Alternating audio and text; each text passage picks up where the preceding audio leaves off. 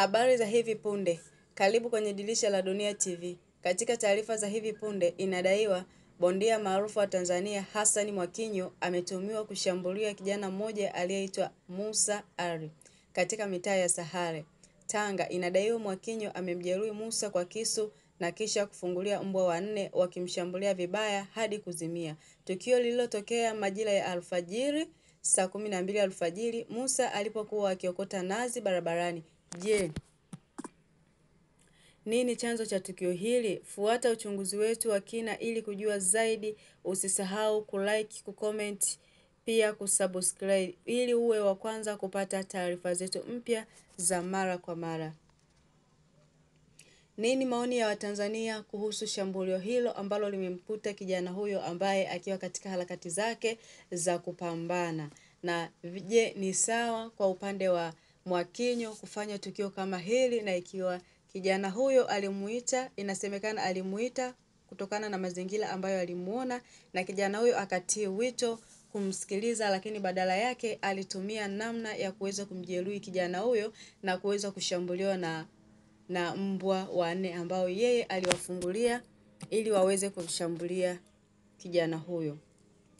Kumbuka kwamba ni kijana mdogo ambaye naye akiwa katika harakati za kupambana, na sasa yupo katika vitanda vya hospitali akiwa na hali ambayo sio nzuri, akiwa anahitaji uangalizi wa madaktari.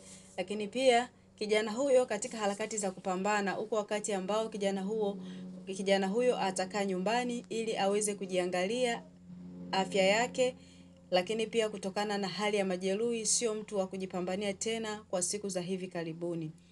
Vipi maoni yako kuhusu upande wa kijana huyo? Je, ni sawa? Au hata kama kuna sitofahamu ambazo zilitokea, lakini Watanzania wengi wametamani kujua upande wa pili. Nini maoni yako na nini kitaendelea upande wa pili tutakaposikia habari ambazo ni za uhakika? Tafadhali tutakuletea hapa. Usisahau kusubscribe, kucomment, pia kulike katika ukurasa huu wa chaneli yetu pendwa ya Dirisha la Dunia TV. Karibuni sana.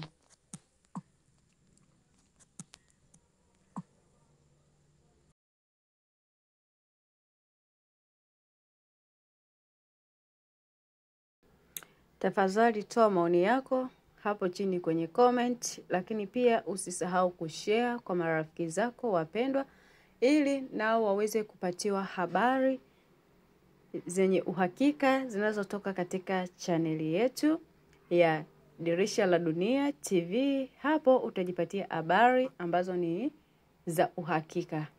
Usisahau kusubscribe, kulike, kucomment. Karibuni sana.